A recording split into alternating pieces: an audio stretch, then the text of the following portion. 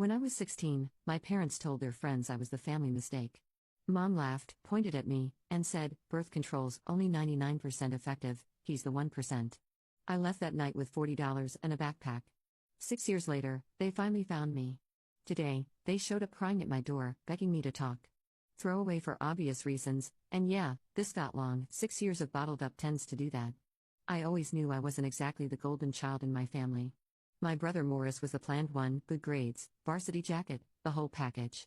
I was, well, according to my mom's dinner party jokes, what happens when you trust cheap pharmacy brand condoms. Hilarious, right? She'd been making that joke since I was like 8. I grew up thinking it was normal for your mom to use you as the punchline, but you adapt. I developed this ability to smile through the jabs, like some kind of emotional callus. When adults asked what I wanted to be when I grew up, I'd say a tax write-off, because that's how my dad referred to me when he was 3 beers in. People thought I was this witty kid. Nah, I was just repeating the household material. The night everything changed was my mom's birthday dinner. Not the actual family dinner, that was just the 4 of us at some mid-tier restaurant where Dad complained about the prices while ordering his 4th scotch. The real event was 2 days later, when my mom invited her work friends over. These weren't just any, these were the country club crowd my mom had been desperately trying to climb into for years. Our house wasn't fancy, but Mom went full Pinterest psycho for this dinner: new placemats, candles, the good plates that normally collected dust. Dad was told to wear his one decent button up and to please, for the love of God, stay under 5 drinks. Morris got the be impressive talk. I got nothing, not even a please don't embarrass me. That should have been my first clue. The night started with me playing server because Michael, be useful for once. I passed around appetizers while Mom told stories about Morris's baseball scholarship prospects. Dad managed to keep it together through the first hour, nursing his drinks while nodding at appropriate intervals. I was invisible, which was the best case scenario in these situations. Then someone asked about family planning or something. Some lady with one of those "I want to speak to the manager" haircuts said something about how expensive kids are these days. That's when it happened. My mom, 4 glasses of white wine deep, got this look I knew too well, that I've got a real zinger look. She pointed directly at me as I was collecting empty glasses. "Birth control's only 99% effective." She paused for effect. "He's the 1%. Everyone laughed, even my dad, who usually just existed in these situations, let out this belly laugh like it was the funniest thing he'd ever heard. I stood there, holding dirty glasses, while everyone laughed at the fact that I was never supposed to exist. Morris wasn't laughing, he was staring at his plate like he wanted to disappear. At least someone in that room had the decency to feel shame. But the worst part, my mom wasn't done. "We already had our perfect kid," she added, gesturing to Morris. "Michael here is what we call the family mistake." More laughter. Someone, I think it was my dad's boss, actually said, "Ouch, bet that's going to leave a mark."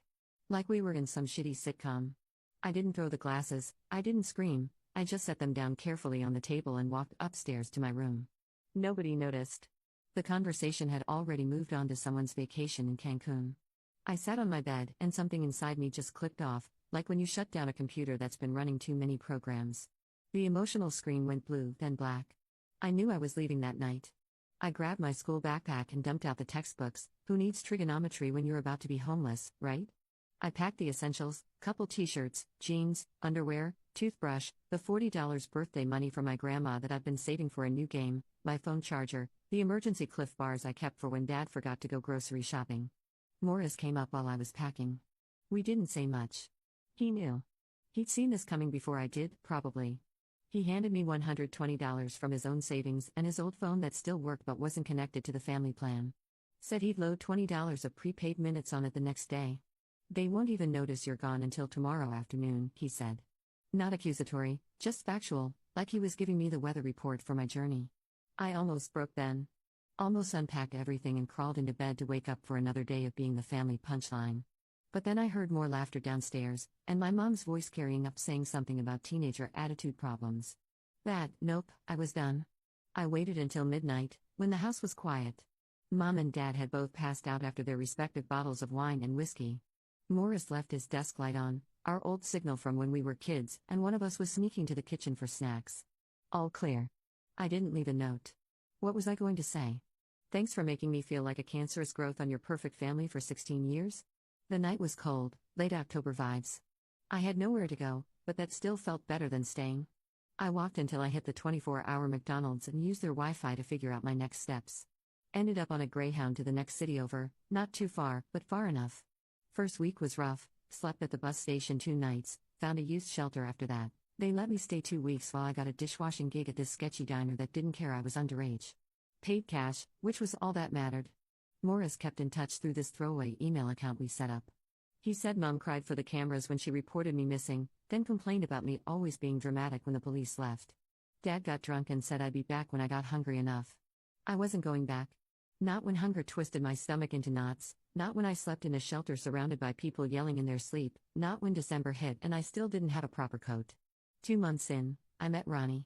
He caught me sleeping in the break room at the diner when I was supposed to be on dishes.